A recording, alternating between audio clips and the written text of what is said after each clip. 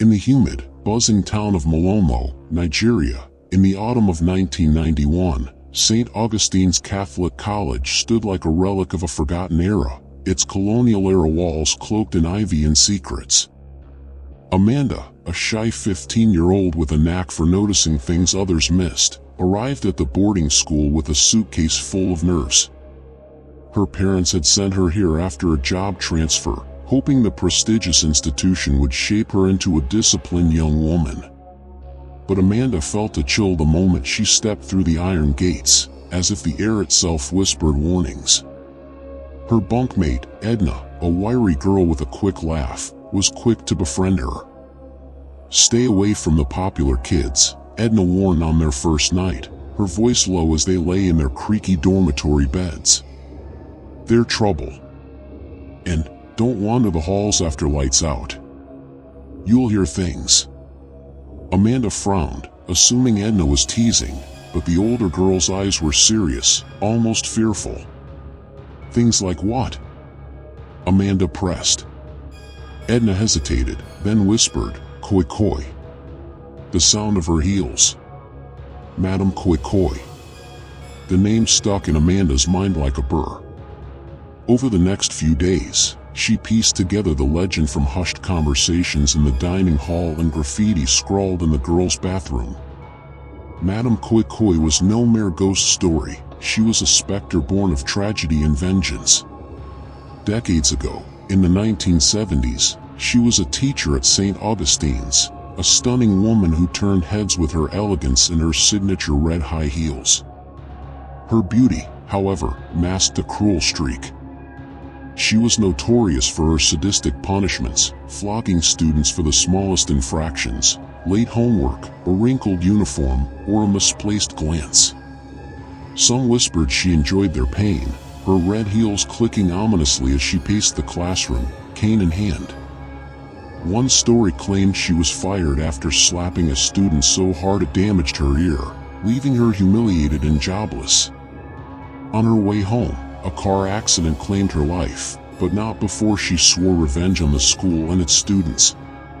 Another, darker tale circulated. Fed-up students, tired of her cruelty and the school's inaction, ambushed her one night as she left the staff room. They gagged her, beat her mercilessly, and dumped her body over the back fence, hoping to pin the crime on robbers. But death didn't end her reign of terror. Soon after, students began hearing the unmistakable koi koi of her heels in the dormitories at night. Doors creaked open, whispers filled the air, and those who dared look into the shadows vanished without a trace. Amanda dismissed the stories as boarding school folklore, the kind of tales seniors told to scare newbies. But her dreams betrayed her skepticism. Night after night, she woke gasping, haunted by visions of a woman in a flowing white dress, her face obscured, red heels clicking on a linoleum floor. In one dream, the woman turned, her eyes hollow, and whispered, "Find my heel." Amanda's heart raced as she scribbled the dreams in her journal, her neat handwriting growing shakier with each entry. By her second week, Amanda noticed the school's undercurrent of fear. Students avoided the older wing of the building, where the paint peeled and the lights flickered. The toilets there were infamous, no one used them after dusk.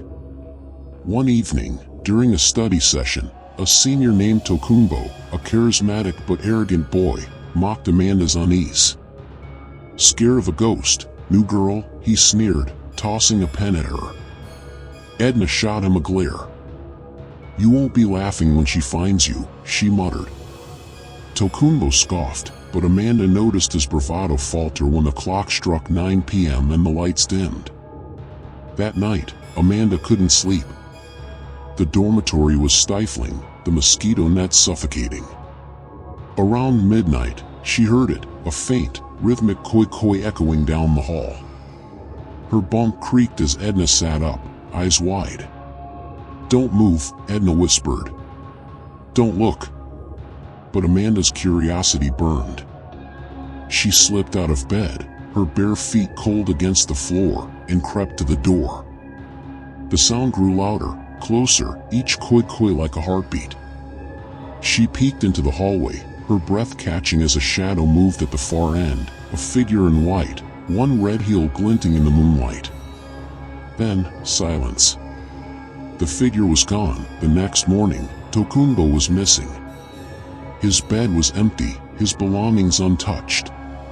The school buzzed with rumors. He'd run away, been expelled, or worse. Amanda's dreams grew darker, now showing Tokunbo's face, pale and screaming, as a hand dragged him into darkness. She confided in Edna, who revealed a chilling detail. The school had a history of disappearances, all linked to the old wing. "It's not just a story," Edna said. "She's real. And she's angry." Desperate for answers, Amanda snuck into the school's archives, a dusty room filled with yellowed records. There, she found a file from 1971 about a teacher named Miss Caroline, dismissed after a student's injury. A faded photo showed a beautiful woman in red heels, her smile cold. But another document caught Amanda's eye, a police report about a young woman assaulted in Malomo that same year, her body found near the school's fence. The case was unsolved, the school's name buried to protect its reputation. Amanda's hands trembled. Was Madame Koi not just a vengeful teacher but a victim seeking justice? That night, Amanda resolved to face the ghost. Armed with a flashlight and her journal, she slipped into the old wing, where the koi sound was loudest. The air grew heavy, the shadows thicker. At the end of the hall, near the abandoned toilets, she saw her, a woman in white, one heel missing, her face a blur of rage and sorrow. "Give me my heel," the figure hissed, her voice like wind through broken glass. Amanda's heart pounded, but she stood her ground. "I know what happened to you," she said, her voice shaking. "I'm sorry. They hurt you. But this isn't the way." The ghost paused, her form flickering. For a moment, Amanda saw her clearly, a young woman, not much older than her, eyes filled with pain. The koi sound softened, then stopped. A single red heel appeared on the floor, glowing faintly. Amanda picked it up, her hands trembling, and placed it at the base of the school's fence, where the woman's body had been found. "Rest," she whispered. The next morning, Tokunbo was found unconscious in the old wing, shaken but alive. He refused to speak of what he'd seen. The koi sound never returned, but Amanda's dreams didn't stop. They were gentler now, showing the woman in white walking away, both heels clicking softly. The school never acknowledged the incident, but Amanda knew the truth. Madame Koi wasn't just a ghost story.